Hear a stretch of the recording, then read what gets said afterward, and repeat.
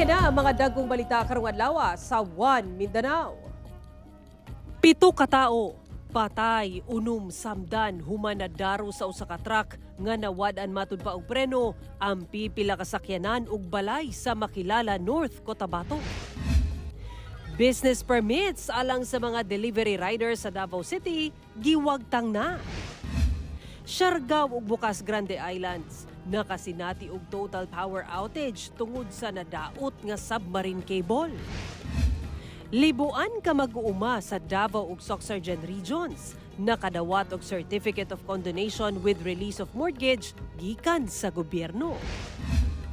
Mga batang Davaoenyo gipahalipayan pinaagi sa kalingawan ug regalo gikan sa Davao City Police.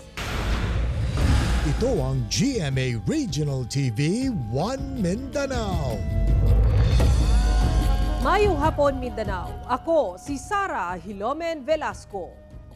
7 ka tawo ang patay, samtang unom ang samdan human na daro sa usa ka 10-wheeler truck ang pipila ka sakyanan ug usa ka balay sa Makilala, Cotabato kag ganina buntag.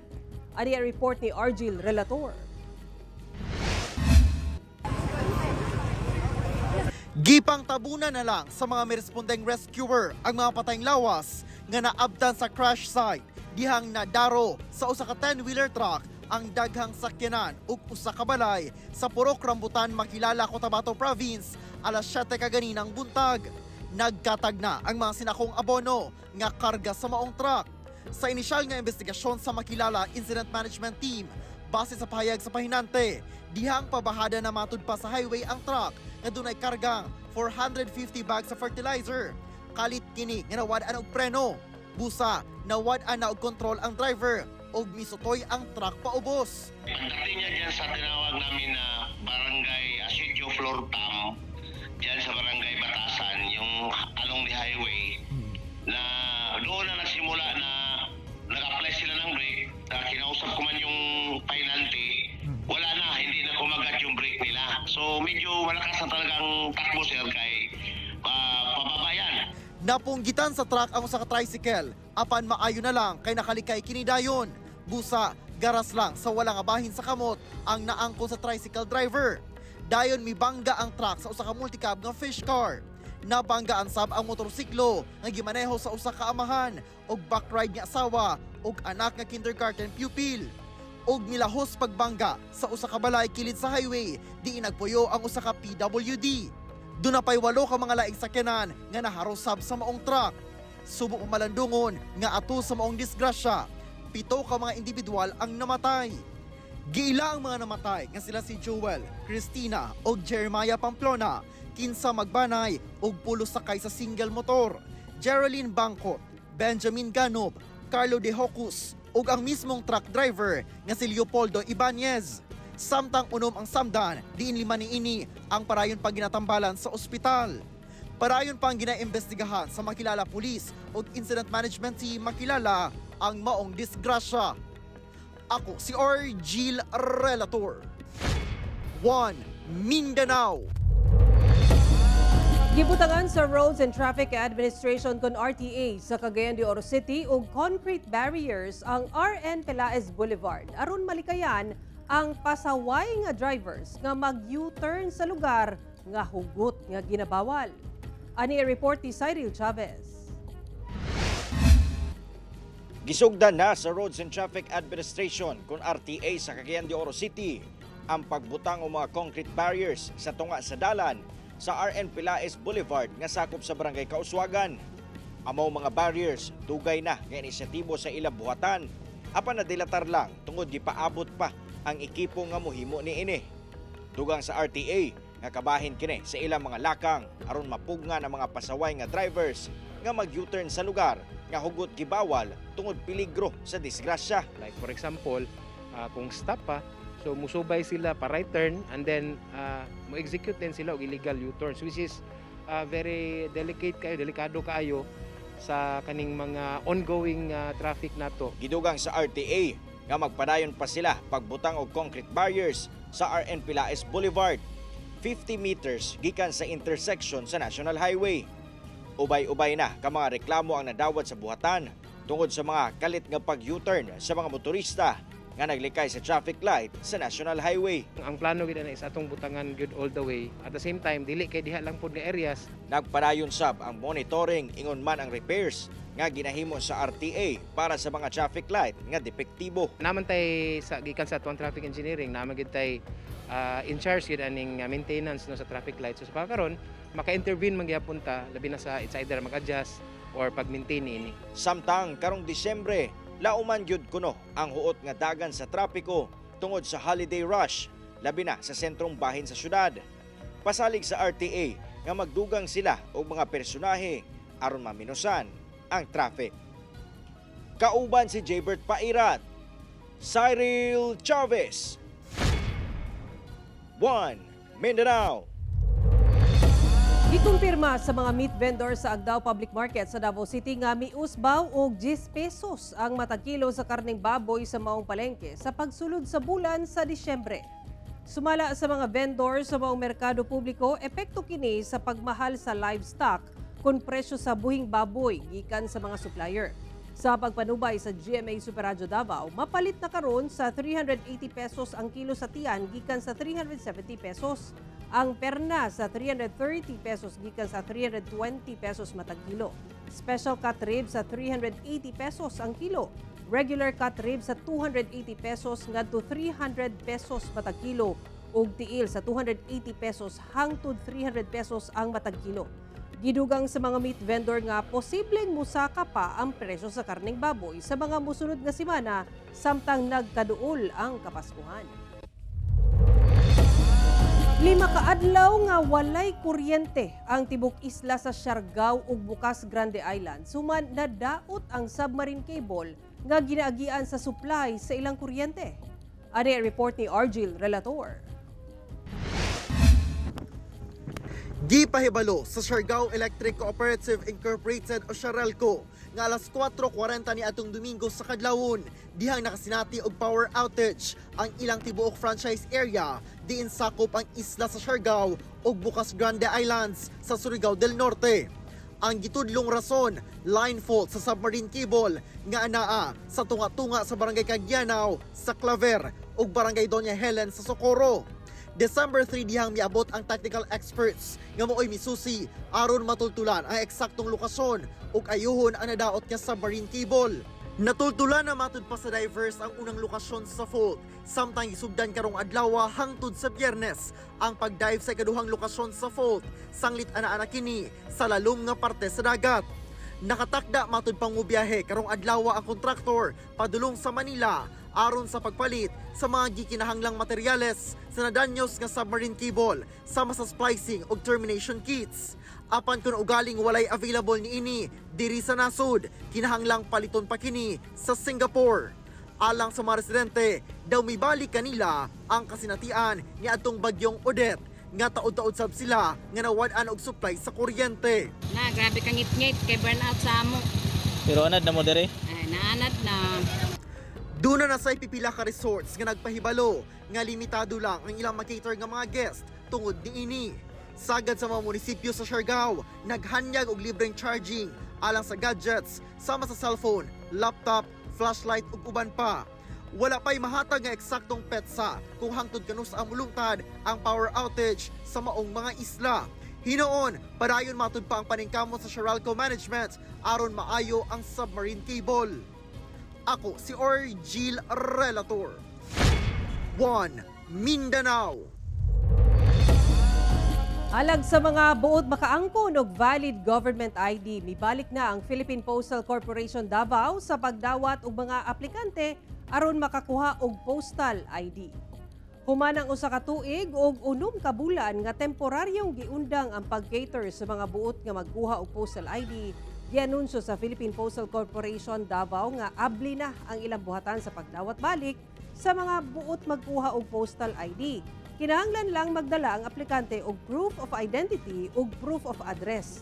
Human makapture ang hulagway ug impormasyon, mapadala na dayon sa kauluhan ang datos sa aplikante.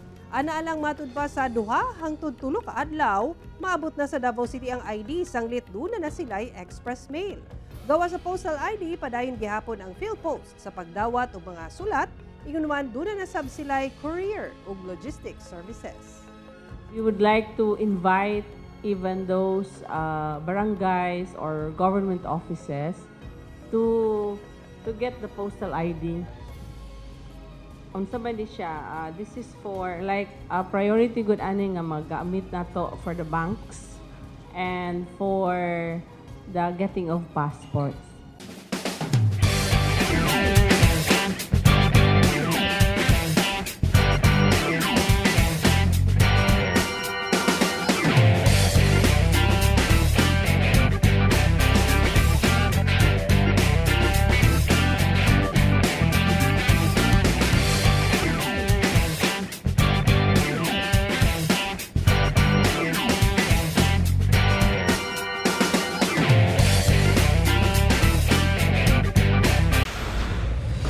Ito ang GMA Regional TV 1 Mindanao.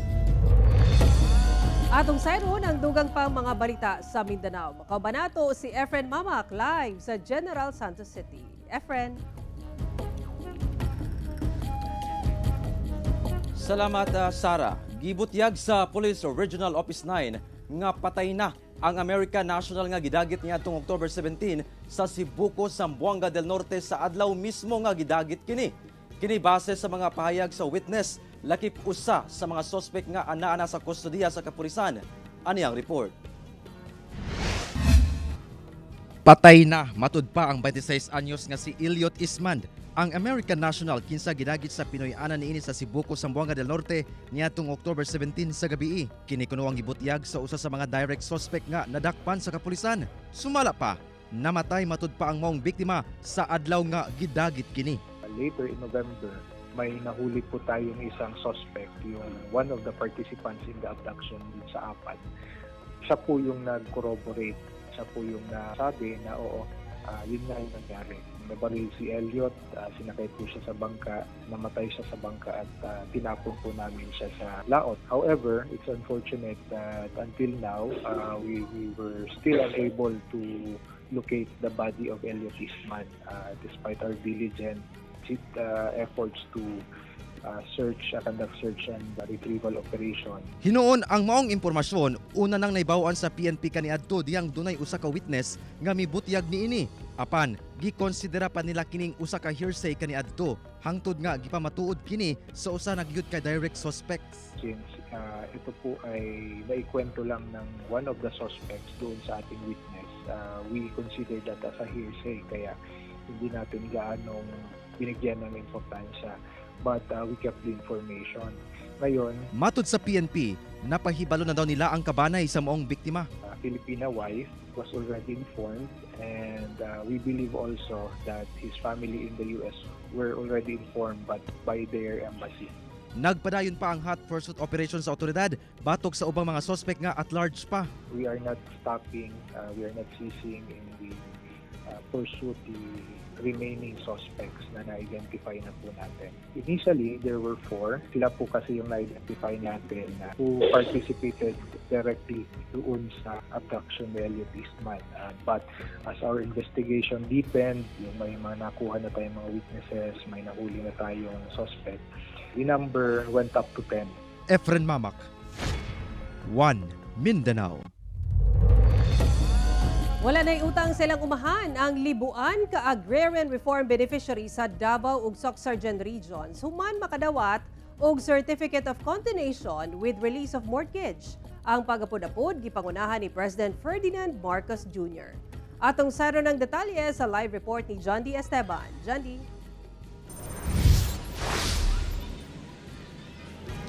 Sara, daghan kayong mga mag-uuma o kining mga benepisyaryo sa agrarian reform beneficiaries ang nalipay sa Region 11 ug Region 12 kay inay ibayad nila sa utang, ilahan na lang magamit sa uban pa panginahanglan. Di matungkad ang kalipay ni Nanay Margarita tungod gawas no na siya sa utang sa iyahang 1 ka hektarya nga humayan sa lungsod sa Carmen, Davao del Norte. Usa lang si Nanay sa libuang agrarian reform beneficiaries nga nahatagan og Certificate of Condonation with release of mortgage o COCROM sa Davao Region. Daw sa iyong pinaskuhan kini alang sa 73 anyos nga mag-uumang si Tatay Isidro nga taga Mawab, Davao de Oro. Kapin 30 katuig daw siya nagpaabot nga magkatitulo. Lipay kayo Kay kadawat yuta niya libre pag yun. Kipangunahan ni Pangulong Ferdinand Marcos Jr. ang pagapod og titulo sa Luna ug Kokrom sa 7,000 nga agrarian reform beneficiaries gikan Davao Oriental, Davao de Oro ug Davao del Norte nga gipahigayon sa Panabo City, Davao del Norte. Duna kini total nga 10 hectares nga nagkantidad og kapin 527 million pesos sukad 1988 hangtod July 2023. Sa ating mga minamahal na benepisyaryo, sana po ang aming handog ay makapagbigay sa inyo ng bagong simula. Naway gamitin ninyo ang pagkakataong ito upang palaguin ang inyong mga sakahan at itaguyod ang kinabukasan ng inyong mga pamilya at ng ating bansa. Nagkapudapod sabog 550 electronic o e-titles alang sa lain pang 343 beneficiaries sa Davao del Norte, 122 sa Davao del Sur. Samtang ang 144 ka beneficiaryo sa Davao City nakarawat og regular nga Certificate of Land Ownership Awards. Gawas niini, gipadali sab sa Pangulo ang paghuman sa Tagum City Bypass Road, Sabal Circumferential Road ug Carmen Tagum City Coastal Road alang sa pagpalambo sa turismo, transportasyon ug mas paspas nga pagbiyahe sa mga produkto. Gikalipay sab sa mga benepisyaryo sa Region 12 ang pag-apod-apod og Kokrom nga gipangurahan sab sa Pangulo nga gipahigayon sa Sarangani Sports Training Center sa Alabel, Sarangani, Cagayan. 13,527 sa mao certificate ang gipang-apod-apod sa 11,699 ka A or B gikan sa Sarangani North Cotabato, South Cotabato ug Sultan Kudarat. Sa madaling sabi, mapapawalang bisa ang halos 1 bilyong pisong utang kasama ang amortisasyon, ang interest, mga surcharge ng ating mga magsasaka.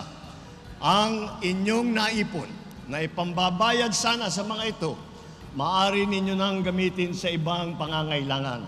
Nag-apod-apod sab og mga titulo sa Luna sa 1,252 agrarian reform beneficiaries sa Sarangani. Sa mga kapuso nato nga agrarian reform beneficiaries nga nagtanaw sa tuwa karon gikan Davao City, Davao Occidental ug Davao del Sur, nakaschedule ang pag-apod-apod sa inyong Kokrom sa December 11. Sara. Okay, daghang salamat, John D. Esteban. Aprobado na sa Davao City Council ang ordinansa sa pagtanggal sa business permit isip requirement sa mga delivery riders sa syudad.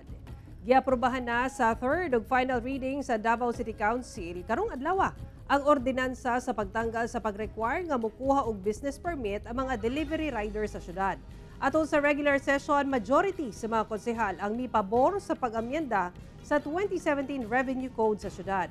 Ang tumong sa pag-amyenda mao nga 125 pesos nga annual occupational permit fee na lang ang bayran sa delivery rider, inay 3,000 pesos hangtod 5,000 pesos nga business tax payment. Kanumduman nga mipaabot sa ilang mulo ang mga delivery rider ngadto sa Davao City Council kabahin sa mahal nga bayronon sa business permit.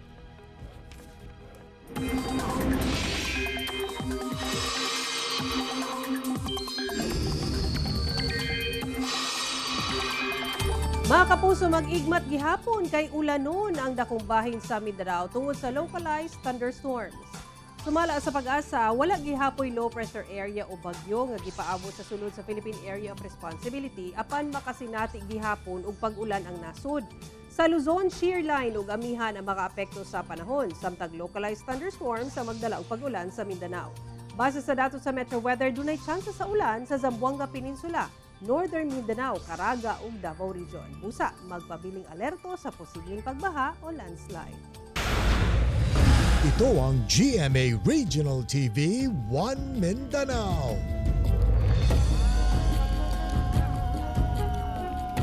Na-rescue sa Philippine Navy ang usa ka mananagat kinsa magduwa ka adlaw nang naglutaw-lutaw sa dagat human mitikyaob ang gisakyang bangka sa kadagatan sa Tawi-Tawi.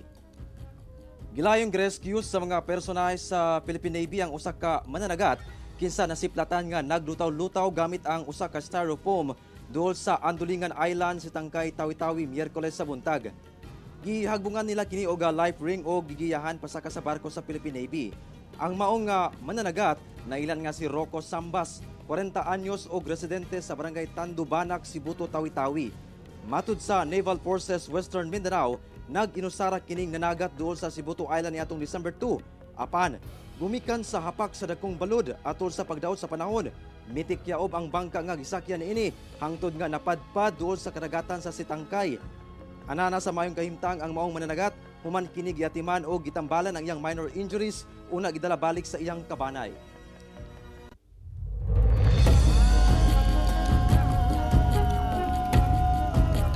Arestado ang 25 anyos nga lalaki human nakuhaan og kapin 15 million pesos nga kantidad sa smuggled nga sigarilyo sa iyang balay sa CI Zamboanga, Sibugay. Pinaagi sa hinuusang puwersa sa kapulisan lakip Bureau of Customs Pagadian City Office, nasakmit ang ana sa 15.3 million pesos nga kantidad sa smuggled nga sigarilyo sa usa ka balay sa Purok 4 Barangay Lai, CI Zamboanga, Sibugay, Martes sa kadlawon. Ang maong kontrabando langkuban sa 261 master cases, 314 reams o 33 ka mga pakete sa smuggled cigarettes. Dakpan ang 25 anyos nga lalaki nga usa ka laborer kaya walay mapakita nga igong mga dokumento. Balog karon ang maong suspect sa CI Municipal Police Station nga posibleng mag-atubang og kasong may kalabutan sa anti-smuggling. Wala pa kini miluwat og payag. Matud sa Police Regional Office 9, ginaimbestigahan pa nila kung kinsang tag-iya sa mga smuggled nga sigarilyo, lakip mga ubang negosyante nga may kalambigitan niini. Good news anan sa mga pensioners sa Government Service Insurance System o GSIS kay ipanghatag na ang Christmas cash gift kaninyo sugod karong adlaw. Sa iyong pinaskuhan sa GSIS kay ipanghatag na ang maong Christmas cash gift. Kini maong usa ka bulan nga pensyon alang sa mga qualified nga old age ug disability pensioner ug dili kini mula pa sa 10,000 pesos. Ang mga qualified pensioner mao ang nakadawat na og pensyon sulod sa dili moubos sa 5 ka tuig. Ang Christmas cash gift isulod diretso sa GSIS e-cards sa mga makadawat. Kaping 50 ka mga damang o wild spider nga nasakmit atol sa anti-gambling operation sa otoridad gibuhian sa DNR Region 12 sa Kalasangan sa Glan, Sarangani. Gipangunahan sa DNR 12 ang pagbuhi sa 51 ka mga damang o wild spiders sa Kalasangan sa Glan, Sarangani ni adtong November 29. Ang maong mga damang gi-turn over sa maong buhatan gikan sa Glan Municipal Police Station atol sa gipaygayong anti-gambling operation niini ni atong November 24 sa Purok Santo Niño, Barangay Ilaya sa Glan, Sarangani. Atol sa operasyon, 5 ka lalaki ang nasikop. Posible matud ba nga ipang derby kini sa mga suspetsado nga usa ka kalapasan sa RA 9147 kun Wildlife Resources Conservation and Protection Act of 2001. Wala na sila mihatag og pahayag. Matud sa DNR 12, ang maong klase sa damang hugot sab nga ginabawal dakpon sanglit na lakip kini sa klase sa insekto nga nagabalansa sa ecosystem isip natural predator of insect pest. Busa pa dayon sa pag-awag ang buhatan nga protektahan kini. Anaa sa 200 ka mga bata sa Davao City ang gipahalipayan o gihatagan og regalo sa Davao City Police Office karong holiday season atol sa kick-off sa Pamaskong Handog 2024 sa Kapulisan. Atong silipon sa report ni Argil Relator. Daw nahimong Santa Sleigh kining patrol cars sa nagadaiyang police station sa Davao City. Dihang gipang adornohan og Christmas decorations. Dunay balloons, dagkong box sa regalo, nga gipang patong, lanterns, ug uban pa. Inay ilang naandang kalo nga kalakip sa ilang uniforme. Santa hat ang suot sa mga pulis sa Davao City alang sa pag-welcome sa 200 ka mga kabataan gikan sa nagadaiyang barangay sa syudad. Malipayon ang mga bata sa pagsalmot sa ika-8 ka tuig nga Pamaskong Handog alay sa kabataan sa Davao City Police Office. Sa maabot nga Pasko, ato ipa-feel sa mga katawang Dabawenyo, sir, nga pulisan, natay panahon, sir, nga maghata og kalipay sa mga tao din sa, siyempre, din sa makita nila sa mga mobile patrol cars, nga di nila puro dakop, sir, no? Nalingaw gayud ang kabataan sa mga padula, ug siyempre, nakaandam sab ang mga ubay-ubay ka mga regalo sa matag bata, nga dunay school supplies, pagkaon, ug mga dulaan. Gikan kini sa pagtampo-tampo sa mga pulis, ug mga donasyon, gikan sa ilang stakeholders. Gawa sa headquarters, doon na sa isamang aktibidad ang matag police station sa ilang area of responsibility. Kauban si Metro Awing sa kamera. Ako si Argil Relator. One Mindanao. Mga kapuso, 20 kaadlaw na lang. Una ang Pasko. Mo kato muling balita sa Mindanao karong adlaw. Mamahimo ninyo kini makita pag-usab pinaagi sa pagbisita sa official website sa GMA Regional TV o bisita ang among official YouTube channel ug i-click ang subscribe button para sa pinakauling balita. Daghang salamat sa atong mga kapuso sa Mindanao nga nagalantaw kanamo ug sa atong mga kapuso abroad. Padayon lang sa pagtutok sa mga lokal nga balita matag adlaw tungod sa GMA Regional TV, Local News Matters. Kami ang GMA Regional TV 1 Mindanao, tibok pwersa para sa mas dakong misyon ug mas halapad nga pagserbisyo sa nasod.